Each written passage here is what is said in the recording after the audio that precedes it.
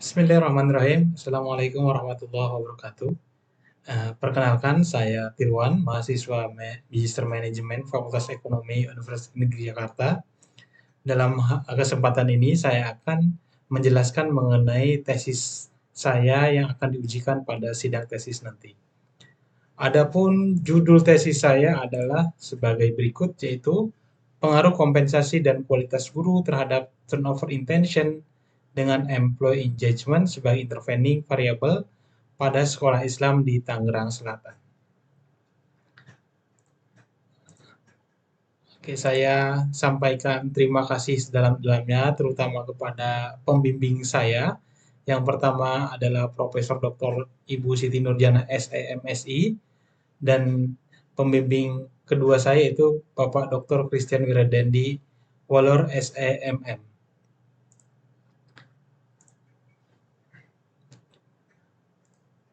Baik, selanjutnya saya akan menerangkan dalam kesempatan ini saya akan menerangkan mengenai background atau latar belakang penelitian saya. Yang kedua, studi literatur atau literatur review daftar pustaka. Yang ketiga adalah metode penelitian. Selanjutnya, bab 4 adalah hasil dan pembahasan. Dan yang kelima adalah bab penutup atau kesimpulan.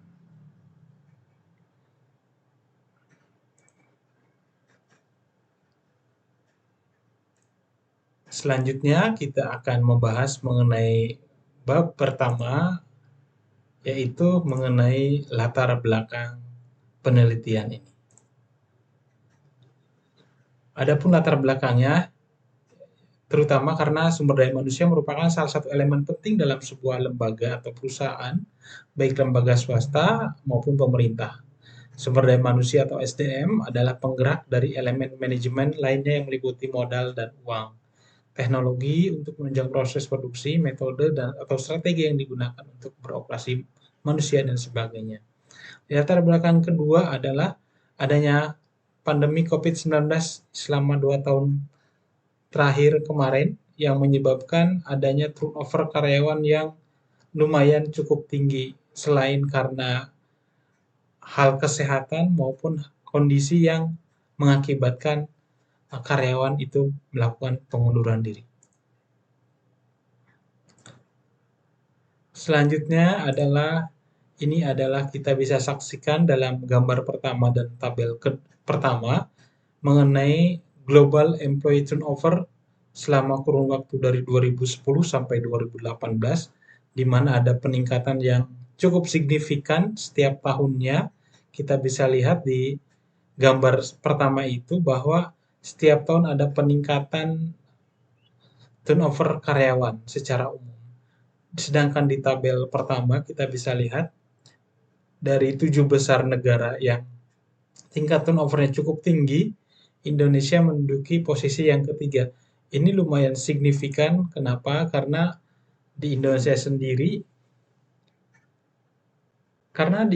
sendiri tingkat pengangguran cukup lumayan banyak. Kita bisa lihat bahwa setiap ada job fair ataupun lowongan pekerjaan maka akan diserbu oleh calon pencari kerja. Selanjutnya kita bisa lihat ini adalah hasil riset dari Gallup tahun 2017 bahwa tahun 2016 di Indonesia ada sebanyak 15% karyawan yang termasuk golongan engaged, sedangkan karyawan yang tergolong not engaged sebanyak 75% dan karyawan tipe actively disengaged sebanyak 10%. Hal ini menunjukkan bahwa mayoritas karyawan di Indonesia tergolong not engaged atau tidak merasa terpaut dengan lembaga atau perusahaannya dan mengindikasikan bahwa karyawan tersebut akan melakukan turnover atau turnover intention seperti itu.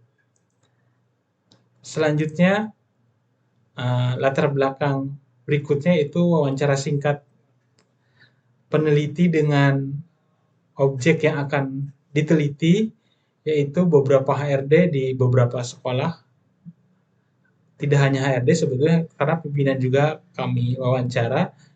Itu banyak faktor yang menyebabkan kenapa karyawan melakukan turnover intention. Salah satu halnya adalah kompensasi, yang diberikan oleh lembaga terhadap karyawan. Selain itu ada faktor luar yang tidak bisa dikondisikan seperti adanya lowongan CPNS. Selanjutnya ada fakta dari yang peneliti ambil dari Republika Online yang menyatakan bahwa beberapa sekolah swasta merasa risau dengan adanya seleksi tahap kedua melalui P3K atau ASN seperti itu, karena rata-rata karyawan terutama yang berusia muda beralih ingin menjadi P3K. Selanjutnya kita beralih kepada rumusan masalah dari latar belakang yang sudah dijabarkan di awal tadi. Maka peneliti merumuskan beberapa masalah yang menarik bagi peneliti untuk melakukan penelitian, yaitu apakah ada pengaruh langsung kompensasi terhadap turnover intention. Yang kedua, apakah kualitas guru mempunyai pengaruh langsung terhadap turnover intention. Yang ketiga, apakah ada pengaruh langsung kompensasi terhadap employee engagement sebagai variable intervening. Yang keempat, apakah ada pengaruh langsung kualitas guru terhadap employee engagement sebagai variable intervening. Yang kelima, apakah ada pengaruh langsung employee engagement sebagai variable intervening terhadap turnover intention sebagai variable dependent. Yang keenam adalah apakah ada pengaruh tidak langsung kualitas guru terhadap turnover intention dengan intervening employee engagement. Dan yang ketujuh adalah apakah ada pengaruh tidak langsung mengenai kompensasi terhadap turnover intention dengan mediasi employee engagement. Nah, ini hal-hal yang menarik menurut peneliti yang akan peneliti lakukan.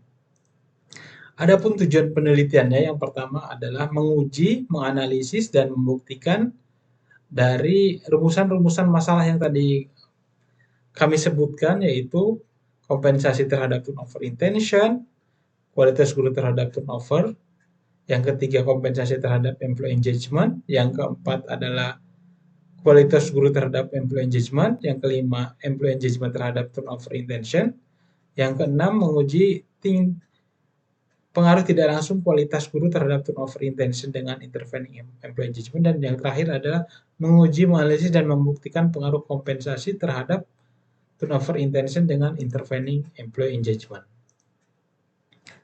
Nah, adapun manfaat penelitian yang diharapkan secara praktis, teoritis, maupun manajerial. Yang pertama, memberikan sumbangan terhadap pengembangan ilmu pengetahuan bidang SDM. Yang kedua, memberikan tambahan kontribusi informasi terhadap peneliti di bidang SDM, khususnya mengenai turnover intention.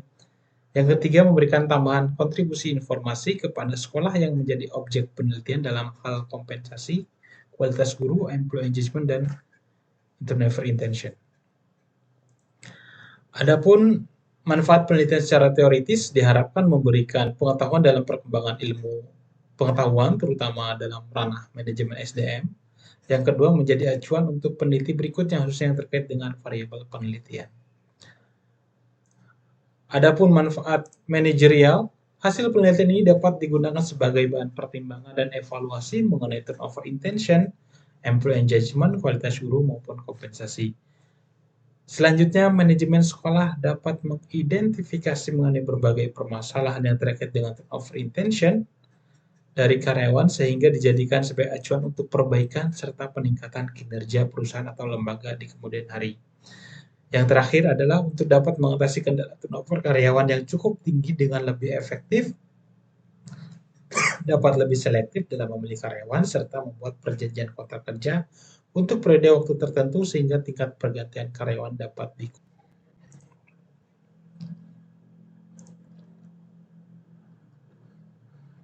Selanjutnya yaitu kita ke bahan kajian atau kajian pustaka. Yang pertama mengenai turnover intention. Turnover di sini kami memberikan beberapa definisi mengenai turnover dari Mobley tahun 82. Turnover adalah penghentian sukarela keanggotaan dalam suatu organisasi oleh individu yang menerima kompensasi uang untuk berpartisipasi dalam organisasi itu. Yang kedua, menurut Armstrong, Pergantian tenaga kerja, pemborosan, atau pengikisan adalah tingkat di mana orang meninggalkan organisasi. Itu bisa mengganggu dan mahal. Yang ketiga, secara analisis, perpindahan individu melintasi batas keanggotaan suatu organisasi, sedangkan Steffel-Bach sendiri mendefinisikan turnover dengan menggunakan label lain untuk turnover seperti berhenti, atrisi, keluar, mobilitas, migrasi, atau suksesi.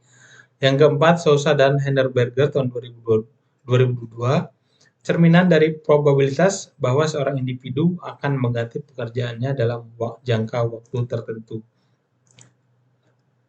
Selanjutnya, hal-hal yang mempengaruhi turnover. Yang pertama dari faktor individu, yang kedua dari organisasi. Secara individu, karyawan, yaitu usia, masa kerja, jenis kelamin, pendidikan, maupun status perkawinan. Biasanya kalau usianya lebih matang, itu akan cenderung lebih engage atau tingkat turnover-nya lebih rendah dibandingkan usia yang lebih muda. Termasuk masa kerja, biasanya yang masa kerja sudah lama, biasanya akan cenderung pada comfort zone di sana. Jenis kelamin pun sama, biasanya kalau laki-laki akan lebih cenderung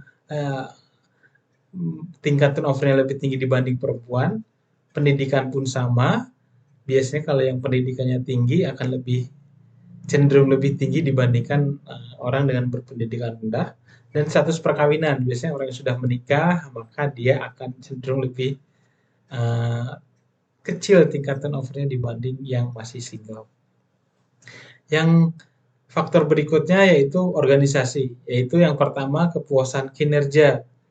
Orang yang sudah puas kinerjanya biasanya akan cenderung turnover-nya akan lebih sedikit atau rendah. Yang kedua kompensasi. Orang yang sudah mendapat kompensasi lebih besar atau cukup menurut karyawan, maka turnover-nya akan kecil. Beda dengan orang yang merasa kompensasinya kecil. Terus kondisi kerja. Kondisi kerja ini bisa lingkungan perusahaan maupun lingkungan pergaulan di dalam pekerjaan itu. Yang selanjutnya bobot kerja atau beban kerja karyawan. Biasanya kalau yang beban karyawannya besar tanpa dibandingin dengan kompensasi yang meningkat, maka tingkat turnover-nya akan cenderung lebih tinggi dibandingkan dengan orang yang beban kerjanya besar tapi ditambah kompensasi yang naik juga, itu maka akan cenderung lebih kecil atau sedikit. Selanjutnya ada komitmen organisasi dan kepemimpinan. Kepemimpinan walaupun ini hal eksternal yang artinya ada di pihak orang lain, maka biasanya cenderung kalau pimpinannya enak, maka karyawan akan cenderung lebih sedikit tingkat turnover-nya. Selanjutnya, adapun indikator-indikator turnover yaitu ada intention to quiet, yang kedua ada job search, dan yang ketiga thinking of quiet. Dari ketiga ini mungkin yang paling rendah tingkat turnover indikatornya itu thinking of quiet, baru memikirkan saja, beda dengan udah level job search ataupun intention to quiet dari perusahaan, seperti itu. Selanjutnya kita ada teori yang kedua mengenai kompensasi. Yang pertama dari Dessler. Kompensasi adalah bentuk pembayaran atau penghargaan yang diberikan kepada karyawan sebagai hasil dari pekerjaan orang tersebut. Yang kedua dari Martocchio, kompensasi mewakili imbalan intrinsik dan ekstrinsik yang diterima karyawan untuk melakukan pekerjaan mereka dan untuk keanggotaan mereka sebagai karyawan. Dan yang ketiga adalah Sinambela, kompensasi adalah total dari semua penghargaan yang diberikan pada pegawai sebagai imbalan atas jasa mereka yang diberikan dari organisasi untuk menarik atau memotivasi karyawan. Dari beberapa pendapat di atas dapat disintetiskan bahwa kompensasi adalah semua pendapatan yang berbentuk uang maupun lainnya yang diterima karyawan sebagai imbalan atas balas jasa dan kontribusi karyawan yang diberikan kepada perusahaan atau lembaga. Manajemen perusahaan atau lembaga biasanya harus memperhatikan asas keadilan, kelayakan, dan kewajiban dalam melakukan pembayaran kompensasi terhadap karyawan. Selanjutnya ada tujuan kompensasi. Tujuan kompensasi yang pertama adalah ikatan kerjasama. Yang kedua, motivasi. Yang ketiga, kepuasan kerja. Yang keempat, pengalaman pegawai. Yang kelima, menjamin keadilan. Yang keenam, disiplin. Pengaruh serikat kerja dan pengaruh pemerintah.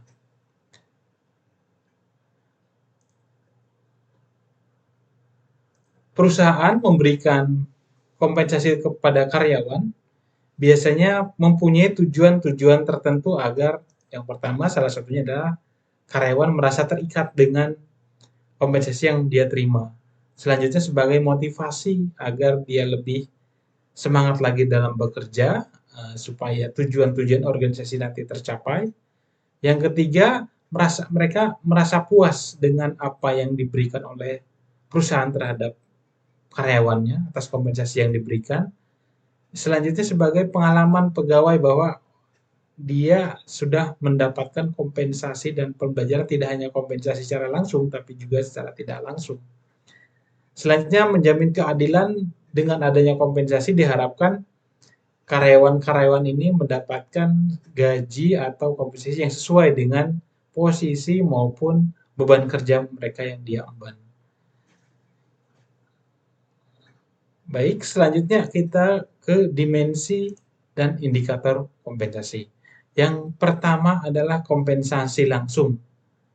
Kompensasi langsung ini terdiri dari gaji, bonus, dan insentif, sedangkan kompensasi tidak langsung terdiri dari asuransi, tunjangan, dan uang pensiun.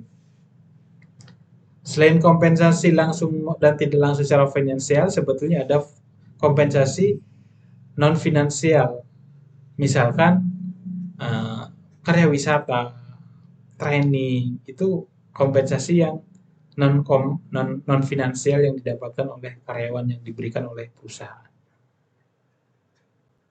Baik, selanjutnya kita beralih kepada variabel selanjutnya dari penelitian ini, yaitu variabel kualitas guru.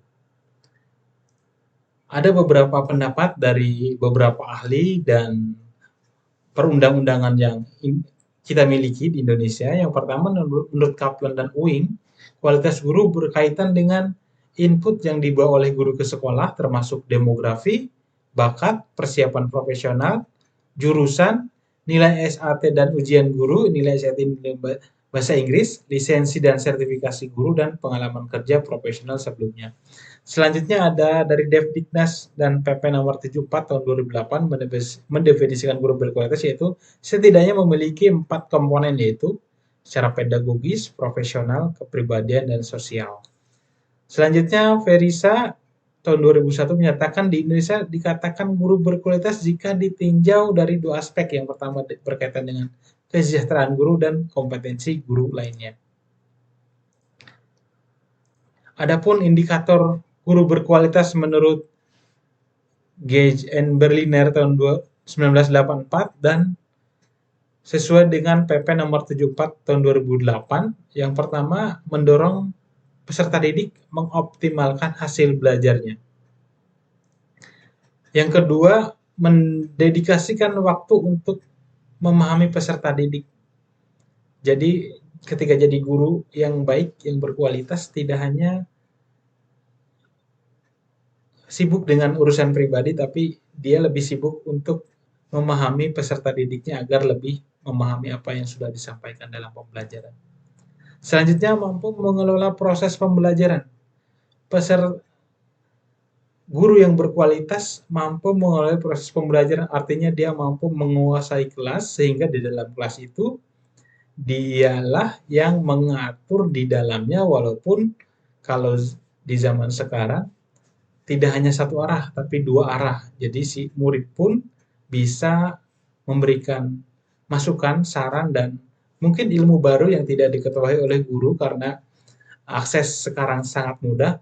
Akan tetapi guru tidak merasa terkucilkan dengan pendapat anak-anak tadi. Dia tetap bisa mengelola dalam proses pembelajaran tersebut. Selanjutnya, memiliki selera humor. Ini yang kalau di Indonesia sebetulnya rata-rata guru punya selera humor yang tinggi gitu. Karena kalau tidak dibarengi dengan selera humor yang cukup, dikhawatirkan anak-anak akan menjadi stres, tidak nyaman dengan pembelajaran yang dia lakukan atau dalam proses KBM-nya akan tersendat. Mampu membuat peserta didik nyaman belajar, nah, seperti yang tadi disebutkan bahwa selera humor maka akan terkait dengan kenyamanan peserta didik untuk belajar sehingga dalam KBM akan tercipta ruang pembelajaran yang nyaman, asyik, menyenangkan sehingga terjadi dua arah seperti yang diharapkan selama ini. Selanjutnya, antusias dalam mengajar, bersikap adil kepada setiap individu, jadi tidak membedakan antara siswa satu dengan lainnya. Di dalam jiwa guru memang sebaiknya tidak menjudge bahwa anak ini lebih jago, lebih pintar, tapi seharusnya si guru tersebut mempunyai pemahaman mengenai multiple intelligence yang dimiliki oleh setiap anak. Mampu mendorong peserta didik memiliki rasa tanggung jawab. Nah, ini diharapkan kalau di negara lain, terutama di negara maju, contohnya seperti di Jepang, siswa itu sudah sangat mandiri, dia bertanggung jawab dengan apa yang dilakukannya sebelumnya.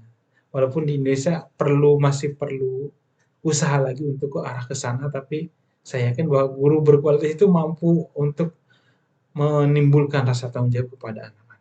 Selanjutnya, mampu menggunakan metode, strategi, dan teknik pembelajaran. Ini kaitannya dengan moto dari Ki Hajar Dewantara, yaitu long life learning. Artinya setiap guru ada metode baru, maka harus strategi ini bisa berbentuk kemampuan komputer atau bahasa Inggris yang bisa dilakukan oleh guru, seperti itu. Selanjutnya kita beralih kepada variabel berikutnya, itu employee engagement. Ada beberapa pendapat mengenai employee engagement. Teori pertama menurut Kruse menyatakan bahwa employee engagement adalah komitmen emosional karyawan pada organisasi dan tujuannya. Komitmen ini berarti karyawan benar-benar peduli tentang pekerjaannya dan perusahaan mereka. Mereka tidak bekerja hanya untuk gaji atau hanya untuk promosi, tapi bekerja atas nama tujuan organisasi. Yang kedua, menurut Messi et al. Tahun 2009, engagement karyawan diwujudkan sebagai energi, keterlibatan, dan usaha terfokus menuju pencapaian tujuan organisasi. Adapun indikator dari karyawan yang engage, yang pertama adalah persisten, yaitu perilaku yang memperlihatkan engagement terkait dengan keteguhan dalam menyelesaikan tugas. Yang kedua, proactivity, karakteristik dari employee engagement karyawan yang cenderung bersifat proaktif daripada reaktif atau lebih buruk lagi pasif. Yang ketiga, role expansion, yaitu karyawan merasa perluan tugas ataupun peran itu mereka justru malah merasa lebih dihargai oleh perusahaan. Yang keempat yaitu adaptability, kemampuan karyawan untuk beradaptasi dengan perusahaan dalam mengantisipasi perubahan-perubahan yang terjadi agar perusahaan tetap bisa berjalan dengan lancar sesuai dengan tujuan yang diharapkan oleh perusahaan. Kita masuk ke hipotesis penelitian. Di dalam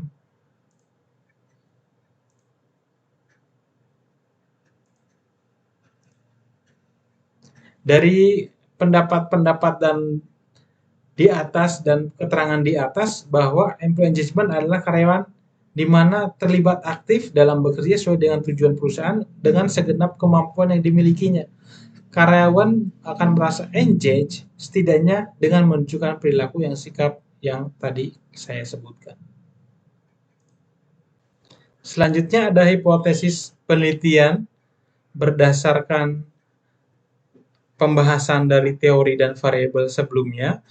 Yang pertama, kompensasi berpengaruh terhadap turnover intention secara langsung. Yang kedua, kualitas guru berpengaruh langsung terhadap turnover intention.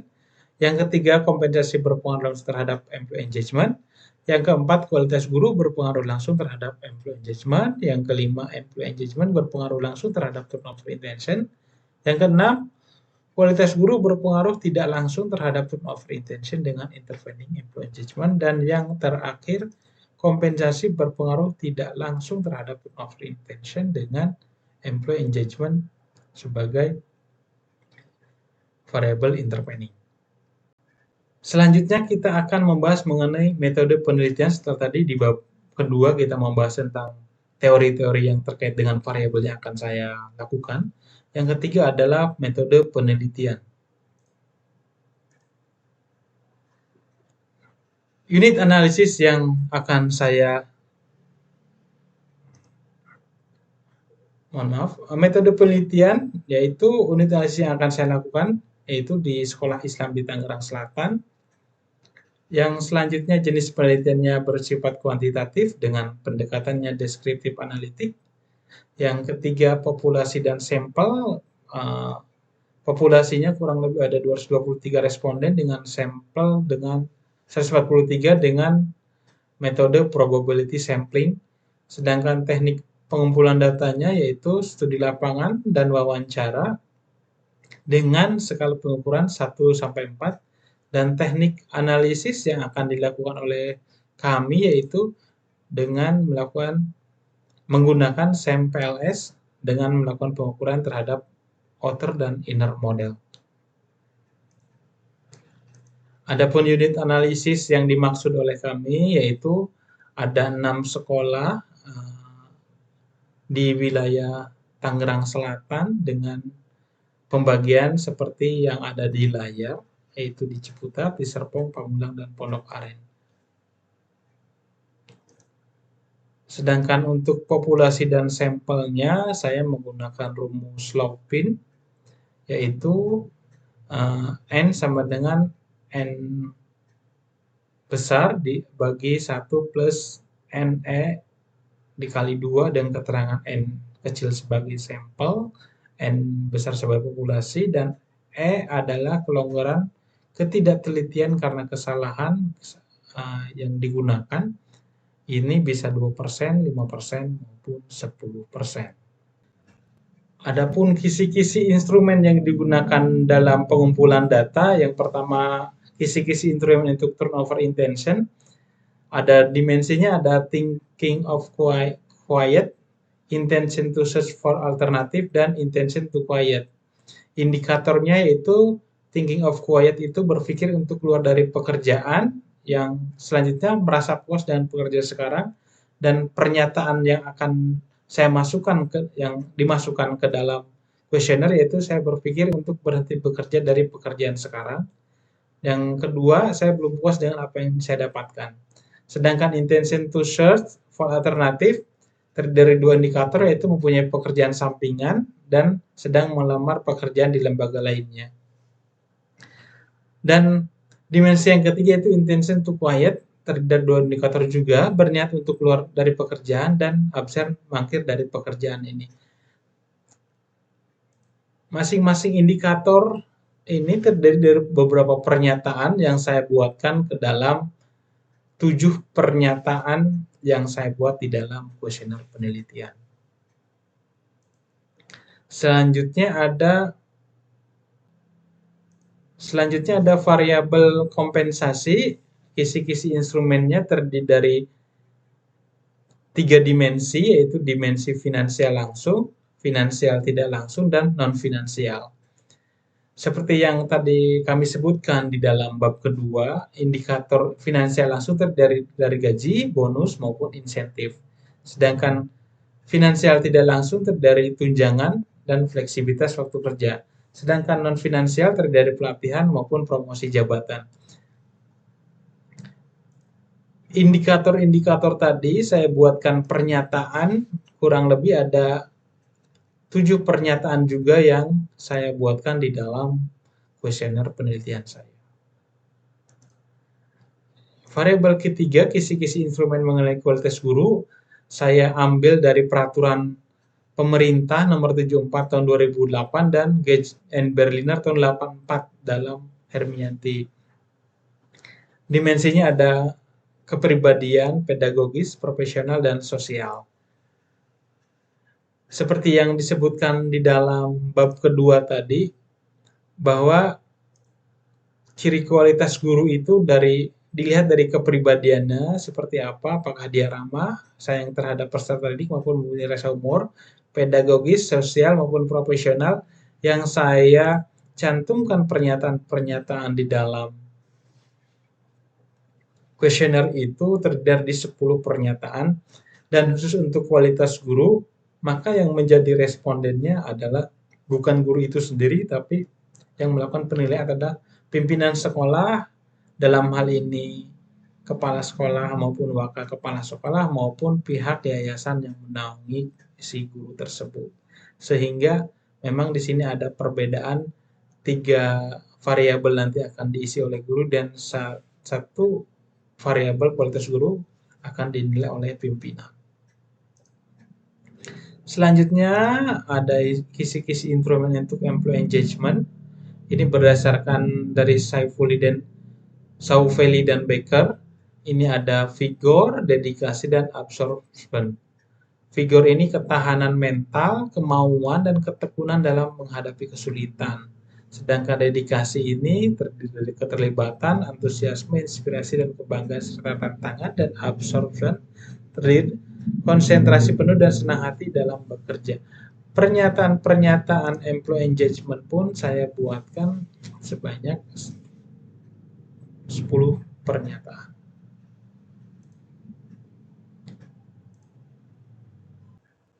Baik, selanjutnya kita masuk ke dalam bab keempat, hasil penelitian. Di dalam hasil penelitian ini, kami akan menjelaskan mengenai karakteristik responden, deskripsi data, validitas, reliabilitas, dan pengujian hipotesis. Adapun karakteristik responden yang kami teliti, yang pertama dari status pernikahan, hampir 83% karyawan yang kami teliti sudah menikah, dan 17% atau 25 orang belum menikah. Sedangkan dari segi pendidikan, diploma ada 3 orang, sarjana ada 109 orang atau 76%, dan selebihnya adalah magister kurang lebih 31 orang atau 22%. Sedangkan dari segi lamanya bekerja si karyawan atau si guru, 0 sampai 2 tahun ada 14 orang, kurang lebih 10%. 2 sampai 5 tahun ada 42 orang, kurang lebih 29%, dan lebih dari 5 tahun ada 87 orang atau 76%. Sedangkan guru yang punya sertifikasi guru rata-rata sudah mempunyai sertifikasi guru sebanyak 92 orang, ya, atau 64%, dan 51 orang guru belum mempunyai sertifikasi guru atau sebanyak 36%. Adapun deskripsi data yang kami peroleh yaitu dari variabel Y atau turnover intention. Dari 7 pertanyaan, maka pertanyaan yang ke-6 adalah pernyataan yang rata-ratanya rendah jika dibandingkan dengan pernyataan lainnya, dan pernyataan ke-7 itu menjadi pernyataan yang rata-ratanya tertinggi dibandingkan dengan pernyataan. Apa itu pernyataan yang nilai rata-ratanya tertinggi? Yaitu di TI 7 atau turnover intention ke-7. Pernyataannya itu, saya mempunyai pekerjaan sampingan dalam kurung jualan selain di bekerja di lembaga ini. Artinya si karyawan memang mungkin mendapatkan kompensasi yang kecil, supaya dia turnover-nya tinggi, rendah, maka dia melakukan kegiatan lain seperti berjualan baik itu online maupun offline. Sedangkan pernyataan yang rata-ratanya rendah yaitu, saya sering melakukan izin dengan berbagai alasan.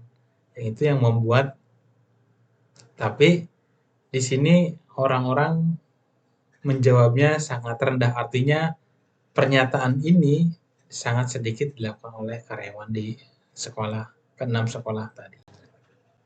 Selanjutnya ada variabel X1 atau variabel kompensasi. Kita bisa lihat bahwa pernyataan yang tertinggi berada pada pernyataan yang kelima dan pernyataan paling rendah adalah pernyataan yang kedua. Apa itu pernyataan yang rata-rata diisi oleh responden kita? Yaitu saya mendapatkan asuransi dari lembaga BPJS atau asuransi lainnya selain kompensasi yang mereka terima. Dan apa itu pernyataan yang terendah? Yaitu di pernyataan kedua, saya diberikan kesempatan untuk mendapatkan promosi dan jabatan. Artinya di sini bahwa si karyawan banyak yang di sisi lain menerima kompensasi berupa non finansial, tapi di sisi lain mereka tidak diberikan kesempatan untuk mendapatkan promosi jabatan, sehingga mungkin secara peraturan perundang-undangan atau ilmu manajemen sumber daya manusia itu tidak akan terjadi yang namanya proses rotasi, baik itu demosi maupun promosi bagi karyawan. Selanjutnya di variabel X2 atau variabel mengenai kualitas guru. Variabel ini tadi seperti yang sudah saya sebutkan diisi oleh kepala sekolah maupun pimpinan sekolah yang ada di lembaga tersebut. Adapun pernyataan yang tertinggi yaitu di pernyataan kedua dan pernyataan terendah ada di pernyataan ke-7. Saya sebutkan di sini pernyataan tertinggi yang ada di pernyataan kedua itu para guru mengalokasikan waktu untuk memahami peserta didik. Artinya apa? Bahwa rata-rata guru itu sangat memperhatikan kepada siswanya agar siswanya mencapai hasil yang maksimal. Ini tentu saja sesuai dengan moto guru adalah pahlawan tanpa balas jasa ini di sini ya. Mereka lebih mementingkan siswanya dibandingkan dengan mungkin pekerjaan di sekolah tidak hanya mengajar, tapi mereka mendahulukan siswanya. Sedangkan pernyataan yang paling sedikit diisi oleh responden saya adalah para guru mampu menciptakan kelas interaktif. Di satu sisi peduli dengan siswa, tapi di sisi lain mungkin perhatiannya monoton karena tidak ada sifat interaktif atau sifat aktif dari gurunya, sehingga mungkin dalam pembelajaran akan sangat monoton seperti itu saja. Ini juga bisa menjadi masukan bagi lembaga maupun pemerintah sebetulnya, karena rata-rata guru di Indonesia, apalagi yang mungkin di wilayah 3T masih sangat karena keterbatasan sarana dan prasarana dan mungkin tidak melakukan pelatihan guru yang baik. Dan selanjutnya, variabel selanjutnya itu variabel Z atau variabel intervening, dalam hal ini employee engagement. Kita bisa lihat di dalam variabel employee engagement, pernyataan tertinggi ada di poin 6 dan pernyataan terendah ada di poin 4. Apa itu pernyataan tertinggi di poin 6? Pernyataannya adalah saya bangga terhadap pekerjaan saya. Ini mengindikasikan bahwa guru-guru kita itu adalah guru-guru yang sangat profesional. Sesuai dengan tadi indikator dari kualitas guru adalah salah satunya adalah profesionalisme. Dan yang terendah adalah saya tahan bekerja dalam jangka waktu yang cukup lama. Ini rata-rata berarti guru jarang yang mengisi ini, artinya guru-guru kita tingkat ketahanannya karena kurang. Artinya banyak faktor mungkin yang mempengaruhinya, bisa saja tadi faktor kompensasi berpengaruh, faktor pimpinan dan sebagainya. Baik, berikutnya pembahasan kita sudah ke dalam data mengenai analisis PLS untuk melihat validitas dan reliabilitas data yang saya miliki ya dari isian responden tadi. Kita bisa lihat di sini bahwa variabel kompensasi jika dilihat nilainya sudah di atas 5 semua, termasuk kualitas guru di atas 0,5 pun dengan employee engagement dan turnover intention. Kami dapatkan hasil dari penghitungan PLS yang kami gunakan. Kita bisa lihat di sini bahwa diskriminan validity-nya sudah hijau semua. Ini mengindikasikan bahwa variabel atau pernyataan-pernyataan yang saya sampaikan sudah valid, terutama kita bisa dalam Cronbach alpha. Kita bisa lihat bahwa nilainya sudah di atas 0,5 semua. Selanjutnya kita bisa lihat nilai reliabilitasnya di kolom keempat. Di sini kita juga bisa nilai reliabilitas yang diinginkan adalah lebih besar dari 0,7. Di sini kita lihat bahwa composite reliability-nya sudah di atas 0,7 semua. Artinya bahwa indikator-indikator ini sudah reliable dan valid dan bisa dilanjutkan ke perhitungan selanjutnya. Adapun nilai AP yaitu nilai yang digunakan untuk menilai validitas diskriminan selain dari metode Cronbach alpha tadi. Kita bisa lihat juga bahwa di sini nilai AV-nya sudah lebih besar dari 0,5, artinya diskriminan validity-nya kita lihat di angka-angka yang teratas ya, ini diskriminan validity-nya sudah terpenuhi, artinya sudah di atas 0,5 semua, sehingga kita bisa lanjutkan ke perhitungan selanjutnya. Adapun selanjutnya itu kita melakukan uji struktural atau inner model. Kita juga bisa dilihat sesuai dengan tadi dalam outer model, kita gunakan lagi. Kita akan menghitung apa itu namanya R-square merupakan indikator dari varians yang dijelaskan oleh setiap konstruk yang merupakan ukuran kekuatan prediksi model dalam sampel. Artinya, kita bisa lihat bahwa jikalau nilai R-square-nya lebih sama dengan 0,75 atau lebih, maka kekuatan prediksinya kuat. Adapun jika nilai R-square-nya 0,5, maka dipastikan bahwa kekuatan prediksinya sedang. Dan jika nilai R-square-nya kurang sama dengan 0,25 sampai 0,49, maka dipastikan bahwa kekuatan prediksinya lemah. Dan kita bisa lihat bahwa dalam R-square ini kita bisa lihat hanya nilainya adalah 0,420 dan 0,412. Diindikasikan bahwa kekuatan prediksinya akan sangat lemah. Tapi kita lihat hasil pengajuan hipotesis yang atas variabel-variabel tadi.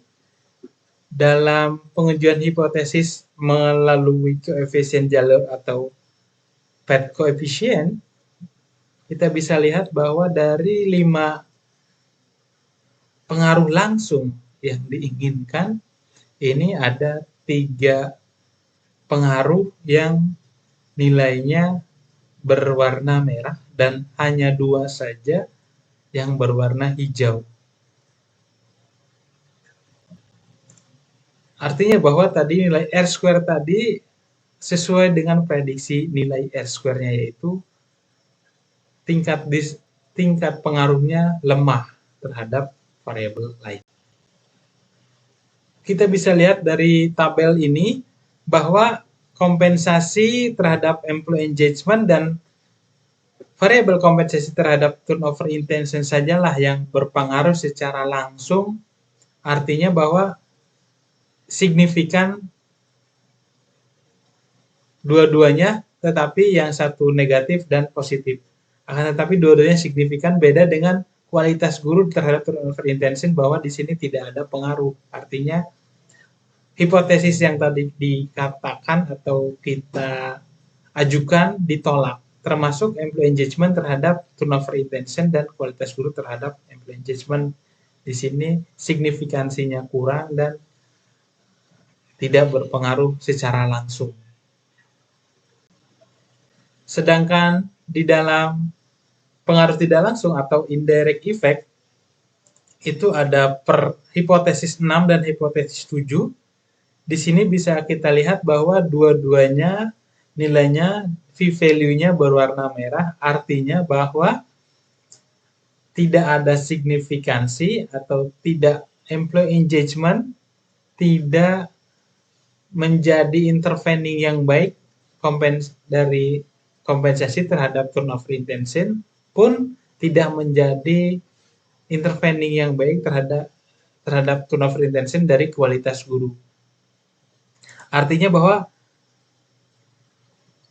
employee engagement tidak signifikan dan tidak berpengaruh terhadap turnover intention. Kompensasi tidak signifikan dan tidak berpengaruh terhadap turnover intention walaupun dimediasi oleh employee engagement, termasuk kualitas guru terhadap turnover intention jika dimediasi oleh employee engagement. Artinya bahwa H6 dan H7 di dalam hal ini adalah ditolak dan tidak mempunyai pengaruh terhadap variabel dependent. Berikutnya kita ke bab terakhir atau bab penutup. Di dalam bab penutup adalah kesimpulan, saran maupun rekomendasi bagi lembaga serta peneliti lainnya. Adapun kesimpulan dari penjelasan dari bab 4 terutama, yang pertama adalah kompensasi berpengaruh langsung negatif dan signifikan terhadap turnover intention. Yang kedua, kualitas guru berpengaruh negatif dan tidak signifikan terhadap turnover intention. Yang ketiga, employee engagement berpengaruh negatif dan tidak signifikan terhadap turnover intention. Yang keempat, kompensasi berpengaruh positif dan signifikan terhadap employee engagement. Yang kelima, kualitas guru berpengaruh negatif dan tidak signifikan terhadap employee engagement. Yang keenam, kompensasi berpengaruh negatif dan tidak signifikan terhadap turnover intention, artinya tidak mempunyai pengaruh. Dan yang terakhir, yang ketujuh, kualitas guru berpengaruh negatif dan tidak signifikan terhadap turnover intention dengan mediasi employee engagement. Implikasi dan rekomendasi yang pertama, secara manajerial diharapkan bahwa manajemen hendaknya memperhatikan kebutuhan karyawan saat ini berupa kompensasi dan kualitas guru utamanya, karena dua hal tersebut merupakan hal yang signifikan. Selain itu, kedua hal tersebut mempunyai dasar external equity sesuai dengan job desk masing-masing. Di samping itu, pemberian penghargaan berupa insentif kepada karyawan perlu dilakukan. Hal tersebut dimaksudkan agar karyawan tidak mencari alternatif pekerjaan lain dan merasa engage terhadap perusahaan sekarang atau lembaga sekarang. Yang kedua yaitu implikasi akademis. Secara akademis, penelitian ini berusaha memperkaya kajian mengenai sumber daya manusia, khususnya mengenai turnover intention, dengan menganalisis hal-hal yang mempengaruhinya. Dalam hal ini mengenai kompensasi, kualitas guru maupun employee engagement. Selain itu, bisa menjadi angle lain dalam memotret kualitas guru yang penelitiannya masih sangat jarang di Indonesia, utamanya jika dibandingkan dengan variabel yang selama ini melekat di dunia sumber daya manusia. Adapun keterbatasan dari penelitian ini, peneliti menyadari bahwa masih banyak keterbatasan dalam penelitian ini, baik dari segi cakupan wilayah, variabel, waktu, proses, maupun metode yang dilakukan oleh peneliti. Demikian yang bisa peneliti sampaikan dalam video kali ini. Atas perhatian dan kesempatannya kami sampaikan terima kasih. Assalamualaikum warahmatullahi wabarakatuh.